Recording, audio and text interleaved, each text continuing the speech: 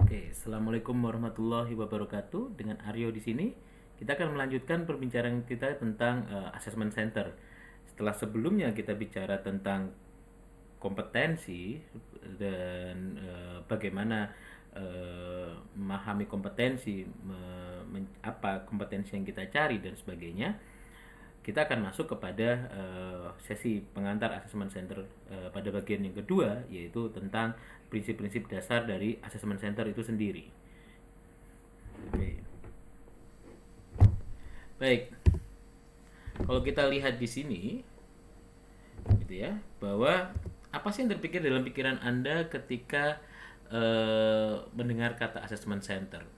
Banyak orang berpikir bahwa assessment center adalah sebuah tempat atau pusat pengukuran, gitu ya. Bahkan pada satu kejadian ada sebuah perguruan tinggi yang ingin membuat sebuah pusat pengukuran, baik itu farmasi, lalu ekonomi atau psikologi dan sebagainya, semua dijadikan satu dan mereka menyebut itu sebagai assessment center. Nah, dalam perspektif psikologi dan juga dalam perspektif manajemen, assessment center itu tidak terkait dengan sebuah tempat atau pusat, gitu ya, karena assessment center adalah sebuah metode, gitu ya. Mengacu pada Thornton and Rupp tahun 2006, gitu ya, assessment center adalah prosedur yang digunakan untuk mengevaluasi dan mengembangkan SDM sesuai dengan atribut atau kemampuan yang relevan untuk menciptakan organisasi yang efektif. Kita kembali lagi. Sebelumnya kita bicara tentang kompetensi. Ya, kita menyebutnya di sini adalah atribut atau kemampuan yang relevan, ya, kompetensi yang relevan tersebut untuk mencapai tujuan organisasi agar organisasi itu menjadi lebih efektif, gitu. Nah, bagaimana menemukan kompetensi atau atribut yang ingin kita cari tersebut? Kita menggunakan sebuah prosedur yang kita sebut sebagai assessment center. Dan ada kata kunci yang menarik di sini, yaitu mengevaluasi dan mengembangkan. Kita akan bicara lebih jauh nanti bahwa assessment center itu tidak hanya sekedar mencari orang. Menurut saya, untuk sebuah prosedur yang sangat komprehensif, gitu ya, tidak cukup bahwa assessment center, ya terlalu sayang kalau menurut saya ketika itu hanya digunakan untuk sekedar memilih orang saja. Karena kita akan mendapatkan data dan informasi yang sangat kaya dari proses assessment center yang kita lakukan.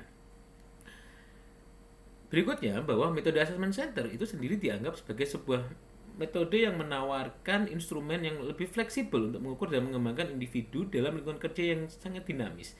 Maksudnya di sini, gitu ya, bahwa metode assessment center itu bukan sesuatu metode yang dikembangkan mungkin 5 tahun atau 6 tahun atau 10 tahun sekali dan sebagainya, gitu ya, terstandarisasi, ya, assessment center harus terstandarisasi, gitu ya.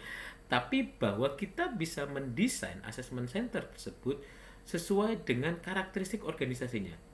Saya ralat, tidak hanya kita bisa mendesain, tapi kita memang diminta atau sangat disarankan untuk mendesain asesmen itu sesuai dengan karakteristik organisasinya.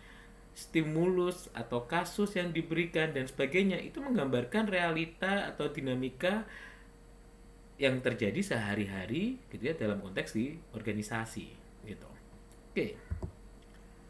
Mengapa sih kita perlu assessment center, gitu ya? Dalam konteks praktek manajemen sumber daya manusia, assessment center memiliki 3 tujuan yang ingin digali lebih detail dalam pelaksananya. Yang pertama, itu adalah untuk memutuskan siapa yang akan dipilih atau dipromosikan. Dalam konteks ini, assessment center digunakan sebagai alat atau tools untuk pengambilan keputusan seleksi. Lalu selanjutnya, gitu ya, assessment center juga digunakan untuk mendiagnosa kelemahan dan kelebihan individu yang berhubungan dengan pekerjaannya. Kita akan bisa melihat, gitu ya, titik kelebihannya di mana, kelemahannya di mana, sehingga kita bisa menentukan agenda pengembangan yang kita akan berikan kepada individu tersebut. Biasanya praktek ini akan sangat digunakan untuk memetakan potensi individu, talent, dan sebagainya. Kita juga bisa lihat kira-kira proyeksi orang ini, gitu ya, dalam let's say 2 tahun ke depan, 5 tahun ke depan itu seperti apa, gitu. Jadi kita bisa mendapatkan bayangan agenda pengembangan yang lebih komprehensif terhadap individu tersebut terkait dengan karirnya di masa yang akan datang.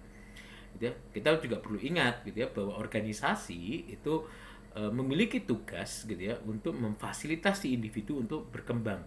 Dalam hal ini adalah karena pengembangan individu sendiri dalam konteks pekerjaan itu adalah bagian dari tugas perkembangan sebetulnya.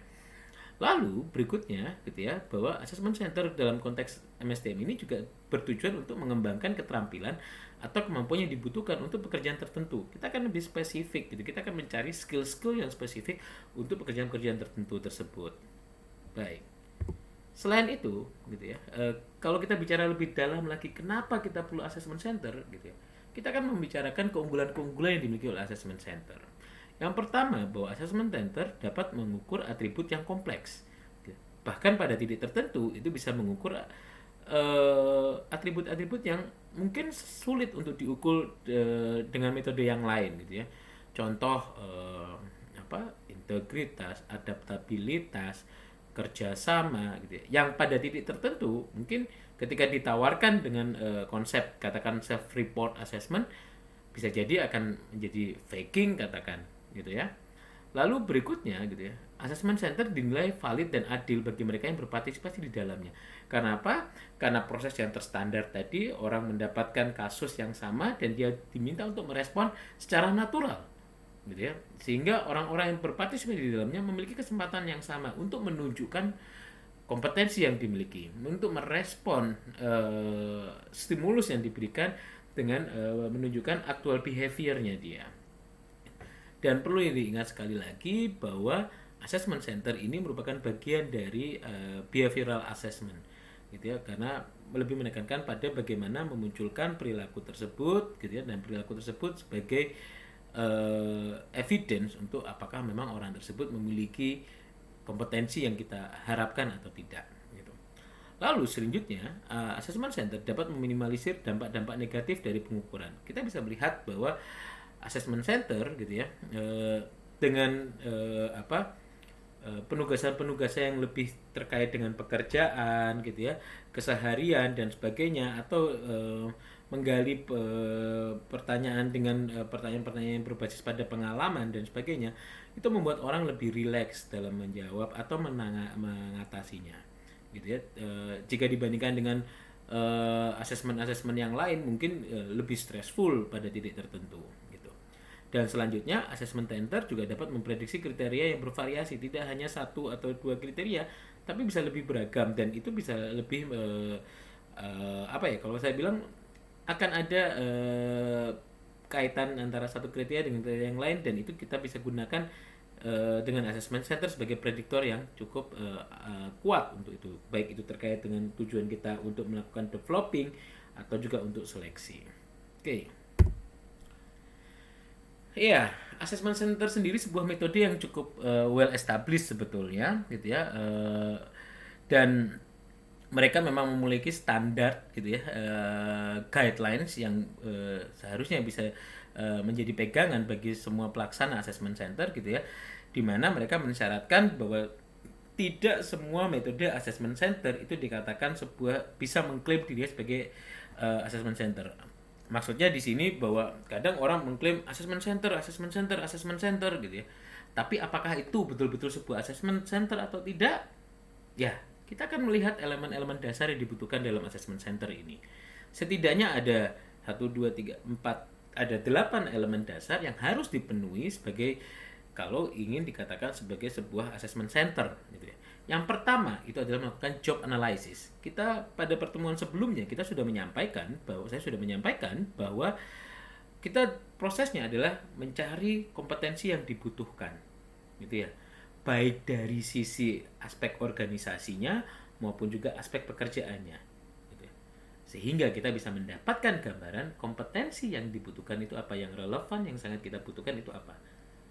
Dalam konteks manajemen sumber daya manusia itu dikenal dengan job analysis gitu. Ya, kita bisa langsung juga dengan menyebutkan bahwa pekerjaannya apa, kita lihat spesifikasinya apa, aktivitasnya apa, ini butuh kompetensi apa gitu ya, sehingga kita tidak asal aja bilang bahwa pokoknya butuh level ini, kompetensi ini gitu ya. Satu orang bisa langsung umumnya katakan di akses, saya pernah punya pengalaman, ada satu institusi datang kepada saya, Mas, minta tolong dong, kita mau melakukan assessment center gitu, asesmen kompetensi karena ini disyaratkan. Oke. Bisa dijelaskan kepada saya Pak aspek-aspek apa saja atau kompetensi apa saja yang ingin diakses? Ini Mas, satu buku gitu ya, menurut peraturan yang berlaku di situ tertulis ada 32 kompetensi di dalamnya gitu. Oke Pak, saya paham ini, lalu kompetensi-kompetensi apa saja yang Bapak ingin cari gitu. Ya semuanya Mas yang ada di situ. Well, saya bilang, wah Bapak mencari dewa gitu. Kalau saya ketemu orang yang bagus seperti itu, saya juga mau Pak, yang bisa 32 kompetensi itu semua. It's not as simple just pokoknya ada panduan ini dan sebagainya gitu. Ya, bahwa kita harus memastikan betul bahwa kompetensi yang kita butuhkan itu ini, yang relevan dengan pekerjaan dan juga perusahaan atau organisasinya. Selanjutnya gitu ya, bahwa yang dikatakan sebuah assessment center itu harus melibatkan multiple assessment methods. Maksudnya di sini gitu ya, kita akan memberikan serangkaian metode gitu ya, tidak hanya dari satu metode saja gitu. Tidak hanya sekadar katakan mengandalkan behavioral interview lalu kita bisa mengatakan itu sebagai sebuah assessment center. Tidak sesederhana itu gitu ya.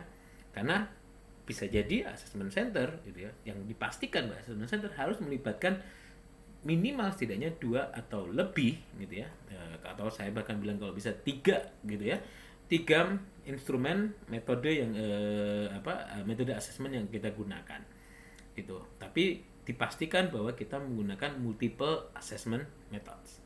Lalu di dalamnya bahwa dalam assessment center itu juga memunculkan menggunakan yang disebut dengan simulation exercise. Nanti akan ada satu sesi sendiri kita akan bicara tentang simulation exercise. Tapi pada dasarnya bahwa seperti yang saya sampaikan tadi, bahwa assessment center itu adalah berorientasi pada behavioral assessment gitu ya. Nah, bagaimana memunculkan behavioral? Ya kita akan melakukan simulasi. Kita akan menangkap perilaku yang nampak dari respon yang diberikan si asesi. Gitu. Dalam hal ini gitu ya, bahwa perilaku yang seperti apa yang kita nampak? Ya kalau kita bilang adalah perilaku peak experience-nya dia. Gitu. Sehingga simulasi yang kita gali ya simulasi yang bisa memunculkan sebuah critical incident kalau saya bilang gitu. Selanjutnya gitu ya, bahwa dalam konteks assessment center sekali lagi dia adalah behavioral assessment sehingga diharapkan akan muncul behavioral respon gitu ya. Apa responnya gitu, kita tangkap respon tersebut sebagai sebuah kondisi dia seperti ini gitu ya. Tadi kuncinya adalah critical incident. Nah, bagaimana menangkap behavioral respon? Maka si asesor harus melakukan yang disebut dengan behavioral observation, gitu ya. Si asesor harus menangkap, mengobservasi perilakunya. Gitu. Behavioral respon sendiri tidak hanya identik dengan overt behavior, tapi juga covert behavior pun juga ketika dia katakan menganalisa sebuah kasus, gitu ya. Tentunya kita tidak sedang melihat gimana cara nulisnya dan sebagainya, tapi respon yang diberikan dari analisa kasus tersebut, that's what we call it as a behavior sebetulnya. Gitu. Lalu selanjutnya adalah multiple asesor. Gitu ya. Tidak hanya sekedar melibatkan 1 atau 2 asesor. Gitu ya. Lebih banyak asesor, gitu ya. Ya, artinya yang juga yang proporsional tentunya gitu. Tapi setidaknya dalam satu sesi melibatkan banyak asesor dalam hal ini supaya kita akan mendapatkan gambaran dengan dari karakteristik subjek tersebut, gambaran hasil asesmennya lebih komprehensif dari berbagai macam sudut pandang gitu ya. Sehingga dalam hal ini nantinya kita akan melibatkan asesor-asesor tersebut pada pengintegrasian data. Di akhir dari elemen ini kita akan sebutkan itu. Lalu asesor yang seperti apa yang harus kita libatkan? Tentunya asesor yang terlatih, asesor yang paham betul tentang apa itu assessment center, prinsip-prinsip dasar assessment center seperti apa gitu ya, dan spirit bahwa dalam proses assessment itu kita dalam mengumpulkan evidence, tidak judgmental dan sebagainya, itu yang harus kita pegang gitu ya. Karena pada titik tertentu ada asesor yang merasa cukup senior dan sebagainya sehingga saya tidak merasa perlu memahami tentang assessment center atau melakukan assessment dalam makanan sehari-hari saya dan sebagainya. Tapi yang bersangkutan mungkin tidak memahami apa prinsip assessment center gitu ya. Sehingga yang ada adalah ya perlakuan-perlakuan atau pengambilan keputusan yang sifatnya judgmental, dan ini akan beresiko bias dalam pengambilan keputusan. Lalu selanjutnya kita akan bicara tentang integration of observation. Tadi saya sampaikan bahwa assessment center melibatkan multiple assessment dan juga melibatkan multiple assessor. Ini adalah sumber informasi, ini adalah sumber data, bukti, gitu ya. Saya tadi sampaikan bahwa dalam proses assessment center kita mencoba untuk collecting the evidence, gitu. Nah, bagaimana kita melakukan evidence ini? Kita melakukan integrasi, gitu ya. Kita mengintegrasikan evidence tersebut sehingga kita akan mengambil keputusan pada level mana dia akan menunjukkan kompetensinya. Nah, yang menarik di sini bahwa integration of observation ini tidak hanya bicara tentang oh kamu punya data apa, saya punya data apa dan sebagainya. Oke, umpamanya kamu di level berapa, itu dia A level 2 gitu. Kalau saya kalau saya A level 3 gitu. Oke, 2 tambah 3 5 bagi 2, 2,5. Nggak seperti itu. Kita akan menjelaskan, oke, 2-mu seperti apa? Oh, saya 2 menangkap karena datanya seperti ini. Dia merespon seperti ini. Itu. Kalau saya 3 seperti ini dan sebagainya. Dan bukti yang paling kuat lah yang akan kita ambil gitu ya sebagai dasar untuk pengambilan keputusan level of kompetensi yang dimiliki oleh individu tersebut. Dalam prakteknya, assessment center itu juga digunakan dalam berbagai tujuan di manajemen sumber daya manusia. Baik itu terkait dengan rekrutmen, seleksi, placement, training and development, performance appraisals, organizational development, human resource planning, promotion and transfer, dan juga layoffs. Gitu ya. Dalam tadi saya sampaikan ada 3 tujuan utama dari assessment center pada konteks human resource management gitu ya. Yang pertama adalah promosi dan seleksi gitu ya. Itu terkait dengan rekrutmen, seleksi, placement, promotion, and transfer gitu ya. Kita bisa melihat prediksi apakah orang tersebut sukses atau tidak dalam pekerjaannya di kemudian hari gitu ya. Dan dalam konteks rekrutmen, orang akan melihat, oh, metode apa yang digunakan untuk merekrut? Oh, dia menyeleksinya menggunakan assessment center. Well, organisasi ini cukup bonafit. Kenapa? Karena assessment center katakan mahal dan dia menggunakan itu untuk proses rekrutmen seleksinya.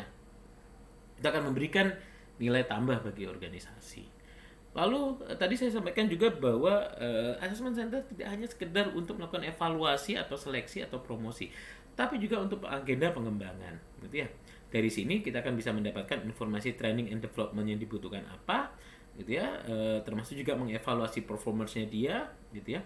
Dimana, gitu ya, ketika agenda pengembangannya, katakan sebagian besar di karyawan di perusahaan kita lebih banyak membutuhkan aspek ini, bisa jadi itu sebagai agenda organizational development nantinya, gitu ya. Atau dari assessment center kita bisa lihat, ternyata kita shortage of employees katakan, atau kekurangan pegawai katakan, berarti kita akan membuat sebuah kita akan melakukan human resource planning di dalamnya gitu. Atau juga menjadi keputusan untuk layoffs gitu ya, siapa yang akan bertahan, siapa yang akan pergi gitu ya. Dimana dengan assessment center gitu ya, saya pikir metode ini cukup fair gitu ya, karena berbasis pada perilaku gitu, bukan atas dasar like or dislikes gitu. Oke, saya pikir cukup untuk hari ini, untuk kali ini gitu ya. Kita akan ketemu pada sesi berikutnya yang bicara tentang bagaimana posisi assessment center dibandingkan dengan metode-metode instrumen psikologis lainnya. Terima kasih atas terima kasih atas watchingnya dan see you.